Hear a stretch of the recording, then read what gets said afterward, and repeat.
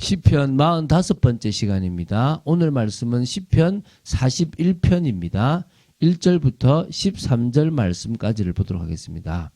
1절부터 3절을 합독하고 시편 41편 전체를 보도록 하겠습니다. 자, 그러면 시편 41편 1절부터 3절 말씀을 한 목소리로 합독하도록 하겠습니다. 가난한 자를 보살피는 자에게 복이 있으며 재앙의 날에 여호와께서 그를 건지시리로다. 여호와께서 그를 지키사 살게 하시리니 그가 이 세상에서 복을 받을 것이라. 주여 그를 그 원수들의 뜻에 맡기지 마소서. 여호와께서 그를 병상에서 붙드시고 그가 누워 있을 때마다 그의 병을 고쳐 주시나이다. 아멘. 시편은 총 150편인데 전체 5권으로 되어 있다라고 보시면 됩니다. 그 중에 제1권이 1편부터 41편까지입니다. 그러니까 오늘 보는 게 이 지금 시편 41편이 시편 제1권의 마지막 시입니다. 이게 이제 비탄시적 성격이 강하지만 지혜시라고 구분되어 있습니다. 그러니까 비탄시란 것은 자신의 답답함을 고백한 것이고 지혜시란 것은 이 시를 읽는 사람에게 교훈을 주기 위한 거라고 보시면 되겠죠. 이 시는요, 다윗이 병이 들어서 누워있는 중, 이걸 와병이라 그러잖아요. 누워있는 중에 경험하게 된 인간적인 배신에 대해서 탄식이 먼저 나옵니다. 그리고 나서 그러한 패역한 인간들과는 달리 병상 중에서도 정말 자신의 간구에 응답하여 치유의 은총을 베푸신 하나님의 은혜에 대한 확신의 고백도 나오고요. 그 고백을 통하여 정말 가난한 자를 보살펴 주시는 것이 복이라는 사실을 깨닫게 하는 그런 지혜시입니다. 오늘 저와 여러분이 주위에 어렵고 힘든 사람을 주님의 사랑으로 베푸는 것은 우리가 받은 은혜가 어떤 것인지를 알기 때문에 할 수 있다고 보시면 됩니다. 오늘 시도, 오늘 보게 될 이 시편 41편도 다윗이 쓴 시는 맞지만 저작 배경이 언젠지는 명확하지 않습니다. 다만 내용적으로 볼 때 다윗의 질병과 관련이 있기 때문에 시편 6편이나 38편이나 39편과 그래서 39편과 그 저작 배경이 일치할 수 있다라고 보는 겁니다. 그러면 다윗이 밧세바 간음 사건으로 인해서 징계를 받고 병들어 누웠게 된 상황에 지었다라고 말할 수 있겠죠. 그런데요, 예수님께서 가룟 유다의 배신을 예고하시면서 인용하시기도 하였던 구절 내용이 보면 이게 이제 요한복음 13장 18절에 인용했는데요. 이 다윗의 모사이자 신하였으며 또한 친구로서 다윗이 매우 신뢰했던 아히도벨의 배신을 연상시켜 줍니다. 그렇게 볼 때 이게 바로 이렇게 그 압살롬의 반역 사건을 그 배경으로 삼고 있는 그때 이렇게 와병 중에 병 중에 누워 있는 그때 했던 그 시 고백이 아닐까라고 보는 사람도 있습니다. 그러니까 결국 다윗의 시가 대부분 압살롬의 반역이나 밧세바의 그 간음 사건 그때쯤에 되게 많은 시를 쓰면서 하나님 앞에 믿음을 고백하고 자신의 아픔과 또 자신에게 은혜를 베풀어 주신 것에 대해서 고백했던 부분들이 많다고 보면 돼요. 어찌 보면 저희들도 마찬가지잖아요. 문제가 왔을 때 주님 앞에 고백하는 경우들이 많지 않습니까? 지금 여러분이 어렵습니까? 지금 여러분이 힘든 가운데 있습니까? 그렇다면 오늘 무엇보다도 주님을 사실적으로 바라보는 또 그러면서 그분 앞에 나의 믿음의 고백을 드리고 내가 정말 설교나 또 성경책을 보면서 이렇게 받았던 말씀의 고백에 따라서 하나님 앞에 믿음의 고백을 드릴 수 있게 되기를 바랍니다. 자, 이 시를 원문으로 보면 시편 1편과 좀 비슷한 부분이 있습니다. 복 있는 이라는 의미가 아쉬레라는 그 말로 시작하는데요. 이 시편 제1권의 처음 시와 마지막 시가 이 복 있는 자에 대하여 말하는 이게 지혜시로 되어 있다는 것이 어찌 보면 이거를 편집할 때 이 1편부터 41편까지 1권을 편집할 때 그런 의미점을 두고 하지 않았나라고 보기도 하고요.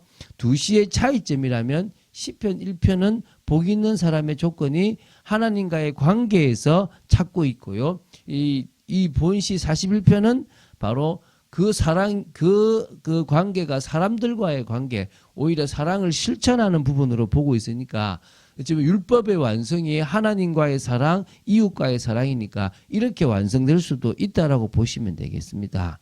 그래서 이런 부분에서 복 있는 자에 대해서 의도적으로 이 시편을 편집했던 사람들이 이렇게 결과를 만들었지 않았나라고 보기도 합니다. 그래서 이런 부분에서 시편 1편과 41편이 하나로 이어져서 1권이 시작되고 마친다라고 봐도 될 것 같습니다. 이제 시편 41편의 내용을 좀 구체적으로 보겠습니다. 총 4부분으로 구분할 수가 있습니다. 첫 번째가 1절부터 3절인데요. 병상에 누워있는 와병 중이라 그러죠. 그런 다윗 자신과 같이 이렇게 가난한 자를 그러니까 보살피시는 하나님의 은혜를 입어 복이 있는 자가 될 것임을 노래하는 그런 내용입니다. 제가 한번 1절부터 3절을 다시 한번 읽어볼게요. 가난한 자를 보살피는 자에게 복이 있으며 재앙의 날에 여호와께서 그를 건지시리로다. 여호와께서 그를 지키사 살게 하시리니 그가 이 세상에서 복을 받을 것이라. 주여 그를 그 원수들의 뜻에 맡기지 마소서. 여호와께서 그를 병상에서 붙드시고 그가 누워 있을 때마다 그의 병을 고쳐 주시나이다. 다윗은요, 약하거나 어려움에 처한 자에게 도움을 베푸는 사람이 복이 있다고 말하고 있습니다. 그러니까 그렇다면 시편 1편에는 뭐라고 얘기했죠? 복 있는 사람이 누굽니까? 여호와의 율법을 즐거워하여 그 율법을 주야로 묵상하는 자가 복이 있다라고 분명히 말했지 않습니까? 그러면은 조건이 다르다는 것이 아니라 이것이 바로 이 조건에서도 복이 있는 것, 적어도 복이 있다라고 보시면 되는데 1편이 말하는 복 있는 사람의 특징은 뭡니까? 하나님을 진정으로 경외하는 거고요. 그리고 그 하나님을 경외하는 자는 진정으로 사람들, 특히 가난하고 어려움 당하는 사람들을 보살필 수 있는 자라는 것입니다. 그 사람이 진정으로 하나님의 은혜를 입고 하나님의 복이 있는 사람이라고 보시면 됩니다. 그런 의미에서 하나님 사랑과 이웃 사랑이 이어진다라고 보시면 됩니다. 그래서 이게 바로 하나님의 은혜가 있지 않는다면 이렇게 할 수가 없다는 거죠. 그리고 왜 복이 있냐? 그 사람을 그 원수들의 뜻에 맡기지 않고 병상에 있다면 붙들어 주시고 병까지 고쳐 주실 것이기 때문에 하나님의 은혜가 그에게 있을 것이기 때문에 복이 있다는 것입니다. 자, 4절이 두 번째 부분인데요. 다윗 자신이 질병을 얻어 고통을 당할 수밖에 없었던 원인인 죄를 회개하며 하나님께 치유를 호소하는 내용입니다. 자, 읽어볼게요. 내가 말하기를 여호와여 내게 은혜를 베푸소서. 내가 주께 범죄하였사오니 나를 고치소서 하였나이다. 다윗은요, 현재 여러 가지 재앙과 슬픔 그리고 질병의 고통을 당하고 있습니다. 이에 이제 다윗은 이 모든 것이 자신의 죄 때문이라고 고백하고 회개하고 있는 거고요. 우리는 다윗이 자신의 이 영혼의 상태에 대하여 하나님께 솔직하게 고백하고 있음을 이렇게 정말 보면서 우리도 우리 자신을 주님 앞에 솔직히 우리의 연약하고 우리가 어떤 생각, 어떤 불신앙, 어떤 부분이 힘든지를 다 알고 있으니까 그걸 바라봐야 될 줄로 믿습니다. 자, 5절부터 12절이 세 번째 부분인데요.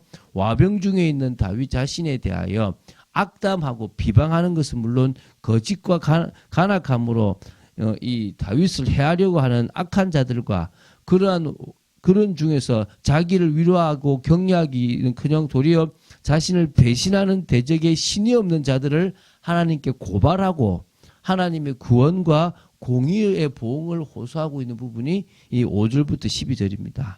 먼저 5절부터 9절을 제가 읽어볼게요. 이 악담과 비방의 내용이 나와요. 원수들의. 나의 원수가 내게 대하여 악담하기를 그가 어느 때에나 죽고 그의 이름이 언제나 없어질까? 싫다. 좀 죽었으면 좋겠어. 좀 이름 좀 사라졌으면 좋겠어. 왜 우리 이스라엘 중에 걔 이름이 많아? 이렇게 얘기하는 말이에요. 두 번째, 나를 보러 와서는 거짓을 말하고 그의 중심에 악을 쌓았다가 나가서는 이를 널리 선포하오며. 그러니까 자기한테 와갖고는 이렇게 아부하고 밖에 나가갖고는 뭡니까? 이제 오히려 이제 이렇게 악을 이제 쌓고 나가서 이제 다르게 얘기하는 거죠. 나를 미워하는 자가 다 하나같이 내게 대하여 수군거리고 나를 해하려고 꾀하며. 참 그 다윗이면 대단한 왕이잖아요. 근데 뭐요? 여러 대적자들이 있었다는 거예요. 그러니까 미워하는 자가 다 하나같이 막 수군거리고 해하려고 한단 말입니다. 이르기를 악한 병이 그에게 들었으니 이제 그가 눕고 다시 일어나지 못하리라. 자, 병 들었어. 이제 악한 병이야. 이제 못 일어나. 이제 이렇게 한다는 거죠. 내가 신뢰하여 내 떡을 나눠 먹던 나의 가까운 친구도 나를 대적하여 그의 발꿈치를 들었나이다. 이게 이제 아이도벨이지 않겠나 추측하는데 가장 가까이 자기 떡, 그러니까 자신에게서 이제 돈을 받고 또 지금 자신에게서 이렇게 그런 어떤 은혜를 받으면서 자기 옆에서 자기를 도왔던 친구 같은 존재도 배신한다 이 말이죠. 얼마나 비참합니까? 자, 이제 10절부터 12절에 다윗은 그런 원수의 악담과 비방 속에서 자신에게 은혜를 베풀어 달라고 하나님께 간구하였습니다. 그러하오나 주 여호와여 내게 은혜를 베푸시고 나를 일으키사 내가 그들에게 보응하게 하소서. 이로써 내 원수가 나를 이기지 못하오니 주께서 나를 기뻐하시는 줄을 내가 알았나이다. 주께서 나를 온전한 중에 붙드시고 영원히 주 앞에 세우시나이다. 우리가요 그렇게 우리를 비방하는 사람 앞에서 막 악을 품고 죄를 지으면 안 돼요.